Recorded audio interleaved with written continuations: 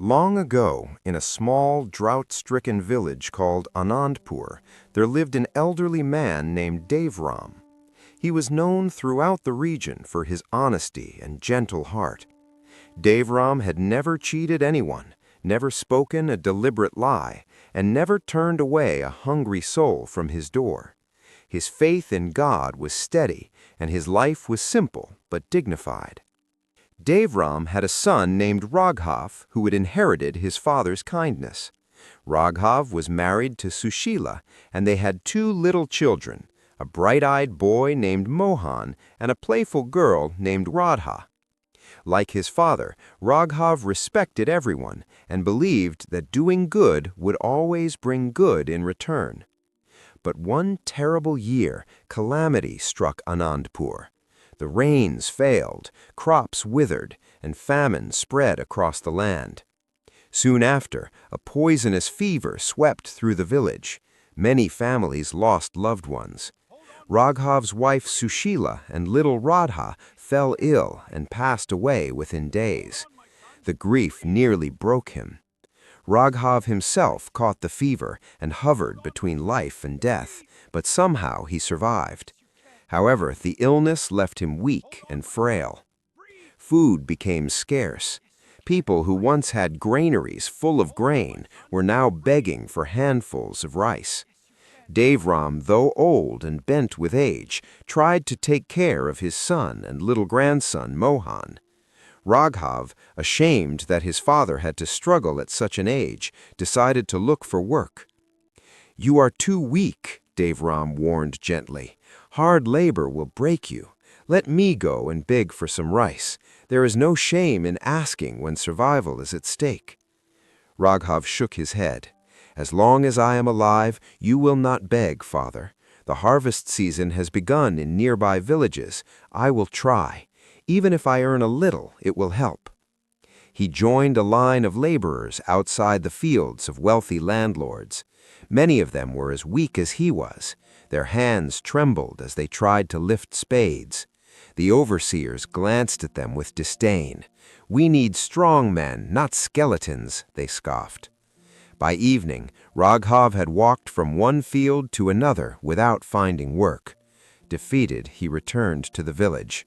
On the way, he begged at a few houses and managed to collect a small bowl of rice. That night, father and son shared thin rice water and lay down in silence. Devram sighed. "This cannot go on. Tomorrow we will both go begging together." Raghav forced a faint smile. "Tomorrow will be better, I promise." But hunger does strange things to the human mind. That night, as his father slept, Raghav lay awake, staring at the dark ceiling of their hut. He could not bear the thought of his little son crying from hunger. A dangerous idea crept into his thoughts.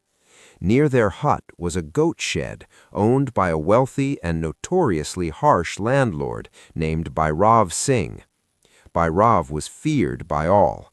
His loyal shepherd, Kalu, guarded the animals carefully, but famine had made vigilance lax.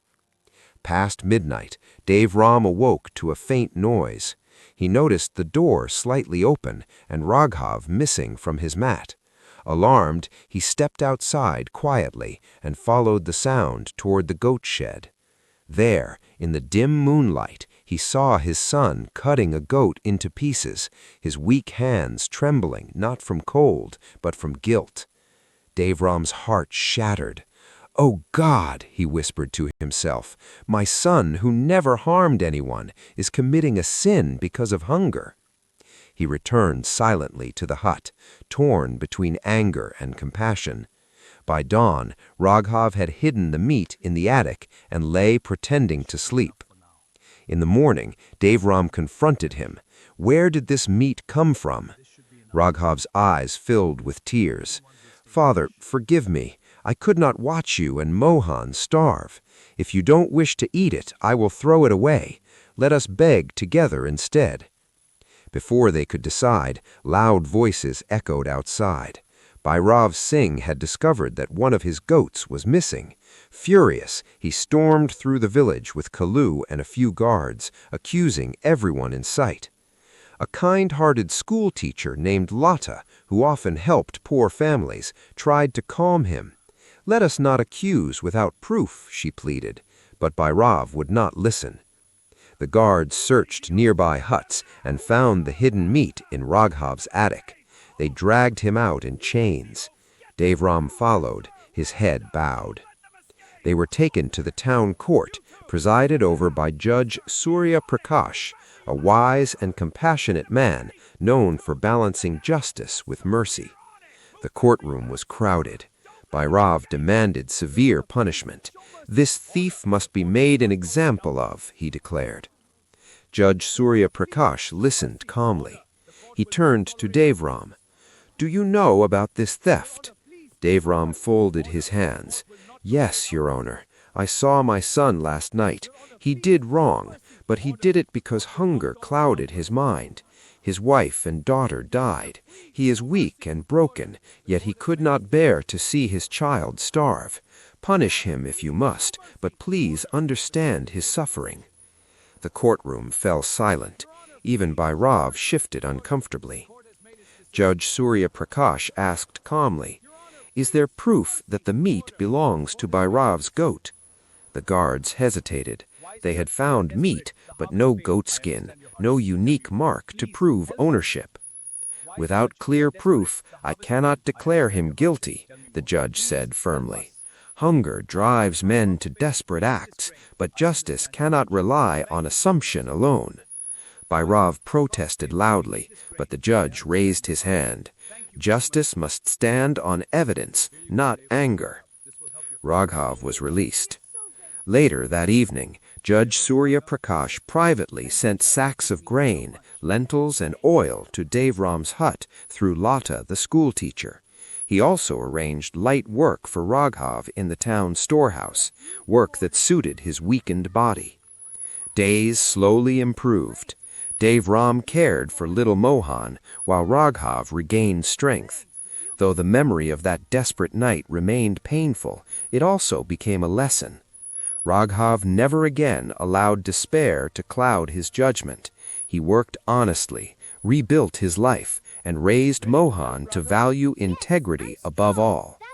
Years later, when Mohan grew up, he would often say, "My grandfather taught me honesty, and my father taught me that even in the darkest hunger, we must not lose our moral compass."